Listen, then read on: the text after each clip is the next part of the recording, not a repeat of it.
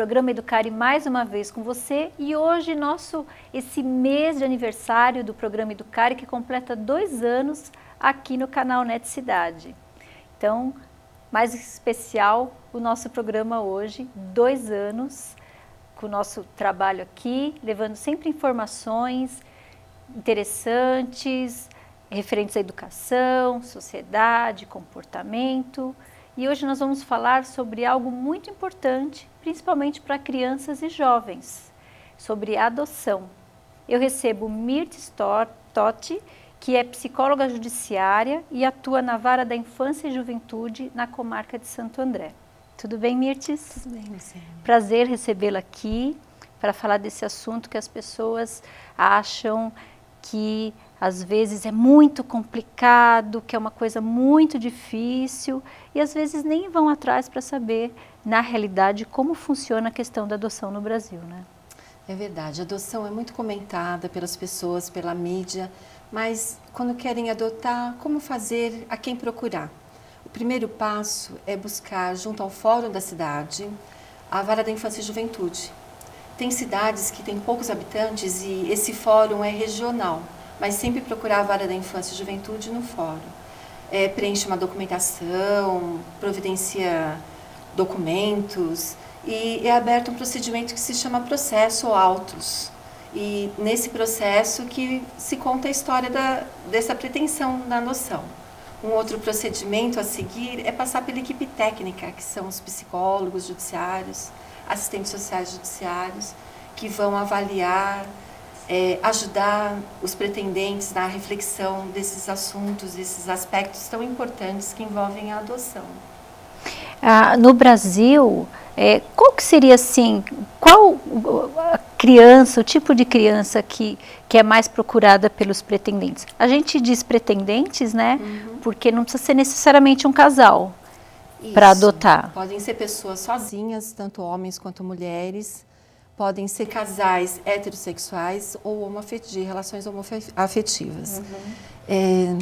As crianças mais procuradas são crianças pequenas, ainda há essa cultura. De 0 a 2 anos, a busca de criança, a quantidade de pretendentes é imensa em relação às crianças disponíveis. De 3 a 5 também continua, e a partir de 6 anos que as crianças não têm tantos pretendentes para elas. A partir de 10, então, são muitas crianças e adolescentes e sem pretendentes para que possam adotá-las. Porque eles ficam disponíveis, é esse termo que se fala? Disponíveis para adoção?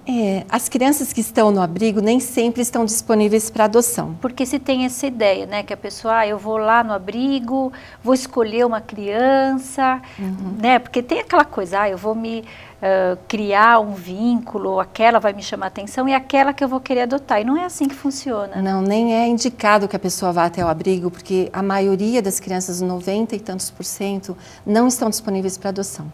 O abrigo é uma medida protetiva para as crianças que têm alguma dificuldade na família.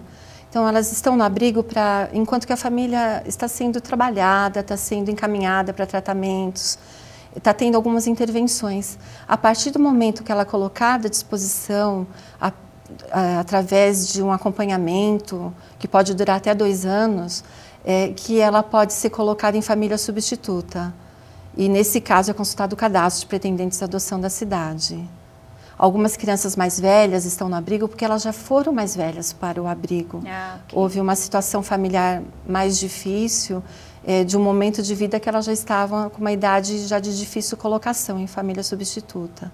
E as crianças e jovens ficam até que idade disponíveis para adoção? A todo momento. Até os 18 anos, qualquer criança, adolescente pode ser adotado. É que chegando a uma certa idade, já nem a adoção internacional há interesse. É importante que ela fique no seu próprio país, por causa da cultura. Em último caso, ir para uma adoção internacional.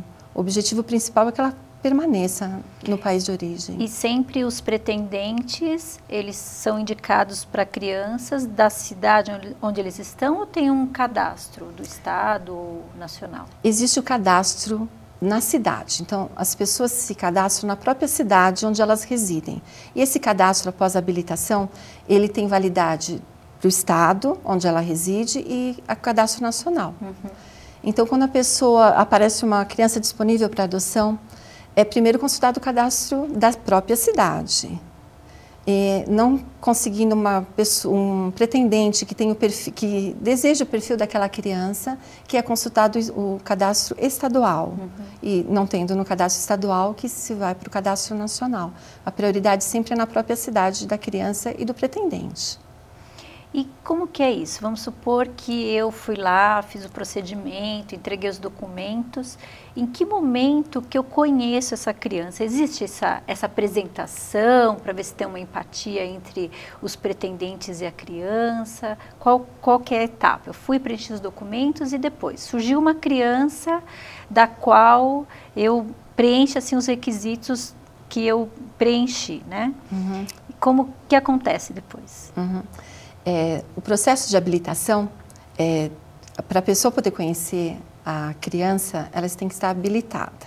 E para que ocorra esse processo de habilitação, tem que passar pelos procedimentos da documentação, avaliação técnica e acompanhamento pela equipe, que é o psicólogo e assistente social judiciário, e a apreciação do Ministério Público, que é o promotor de justiça, e o juiz da vara da infância e juventude. Passando por todos esses procedimentos, a pessoa se encontra apta e é deferido esse documento, fica aguardando de acordo com o perfil. Aí que ela entra nessa lista. Isso, aí que ela entra nessa lista. Estando apto e durante as avaliações ela conseguiu definir o perfil, a idade, a cor, as características, problemas ou não de saúde. E de acordo com esse perfil, que surgindo a criança disponível para adoção, que ela será consultada na ordem rigorosa do cadastro, da habilitação do cadastro, mas respeitando o perfil. Nesse caso, nós mantemos contato com esses pretendentes e informamos que existe uma criança disponível e se há interesse deles conhecerem. Aí eles comparecem no setor técnico, comunicamos o histórico da criança, o que a levou ao acolhimento, a situação familiar, o que foi feito com aquela família, porque a prioridade é trabalhar a família para que ela retorne à origem dela, biológica, esgotando esses recursos que é colocado em família substituta. E nesse momento que eles manifestam interesse em conhecê-la, são acompanhados pelo setor e verificado se há uma empatia por parte deles em relação a essa criança que está sendo colocada. E a criança já conhece esses pretendentes também? Conhecem, mas não ficam sabendo exatamente que seriam supostos pais, para não criar expectativas. Porque a vara da infância, em todo momento, ela visa o bem-estar da criança e do adolescente. É claro que quando é um adolescente, ele sabe da situação de adoção, né? Tem o interesse e vai se manifestar também se ele teve empatia ou não. Agora, uma criança pequena depende muito mais dos pretendentes do que da criança em si, de ser acolhida, adaptada e integrada plenamente naquela família. Aí chegamos nessa etapa de conhecer, houve empatia. Qual o próximo passo? Próximo passo, eles ingressarem com uma ação solicitando a adoção dessa criança, e o setor técnico também os indica como que eram cadastrados, estavam habilitados e considerando a fila, era a vez deles para aquela criança. Eles entram com esse processo junto à vara da infância e o juiz, né, defere um documento que se chama termo de guarda. E nesse momento que inicia o estágio de convivência, enquanto não fica terminada ainda a adoção. Tem que seguir procedimentos jurídicos, acompanhamento da família pelo setor técnico, enquanto o termo de guarda é renovado, o tempo que for preciso. E quando esse termo de guarda, ele dura quanto tempo? Por volta de em média 6 meses, mas ele pode ser renovado. Porque no processo de adoção, a família biológica é citada e tem os procedimentos processuais que não seria da minha área, mas que pode demorar um pouco mais de 6 meses, 1 ano, 2, depende da situação, para que quando a adoção for realmente concluída, ela se torne irrevogável, porque pela lei não vai haver nulidade que possa cancelar essa ação. Não tem devolução, né? Infelizmente a gente vê situações, né, no noticiário e todos os dias, né, dia sim, dia não, de pessoas que ou adotou irmãos e não quer mais os irmãos, quer só uma das crianças. Então, quem vai adotar passa por todo esse processo, passa por todas essas avaliações, tem que ter a certeza de que, a partir daquele momento, é como se fosse um filho que saiu da barriga e passa a ser filho dele. É verdade. Não tem devolução. Mas infelizmente, às vezes acontece. E agora, recentemente, há uma lei que responsabiliza essas pessoas que devolvem, tendo que pagar um valor até os 21 anos. Uma indenização. Uma indenização, exatamente. A palavra é indenização. Mas não minimiza o prejuízo que essa criança, esse adolescente teve de vivenciar uma nova rejeição. Por isso a importância de que os pretendentes estejam certos dos sentimentos deles, que às vezes nem eles mesmos estão certos. Por isso que precisa da equipe técnica estar avaliando, refletindo, orientando, encaminhando para que essa decisão esteja mais próxima possível de um sucesso. Porque às vezes as pessoas reclamam dessa questão da demora. Então não é uma demora à toa, não é um procedimento à toa. Todos esses procedimentos são pensados exatamente para isso, para que os pretendentes possam se conscientizar do que tem que ser feito, de como vai ser a partir daquele momento, que é algo que não tem volta, que eles são responsáveis por essa criança.